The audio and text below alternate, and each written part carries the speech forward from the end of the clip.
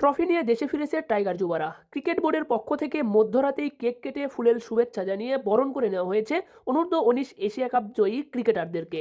গত 8 December অনূর্ধ্ব-19 Asia কাপের final ম্যাচে ইন্ডিয়াকে হারিয়ে দ্বিতীয়বারের মতো অনূর্ধ্ব-19 এশিয়া কাপের শিরোপা ঘরে তুলেছে বাংলার টাইগার যুবারা। এরই সাথে জয়ের উল্লাসে মেতে উঠেছে বাংলার সকল ক্রিকেট প্রেমীরা। আজ 10 ডিসেম্বর মঙ্গলবার মধ্যরাতেই ট্রফি নিয়ে দেশের মাটিতে পা রেখেছে টাইগার যুবারা। বিমানবন্দরে ফুলেল শুভেচ্ছা জানানোর পর কেক কেটে স্বাগত জানানো হয়েছে অনূর্ধ্ব-19 এশিয়া কাপ জয়ী ক্রিকেটারদেরকে। যুব এশিয়া কাপ জয়ী চ্যাম্পিয়ন ট্রফি নিয়ে ছাদখোলা বাসে উদযাপন করলে কেমন হয়, অবশ্যই বিষয়টি কমেন্টে জানাতে ভুলবেন না।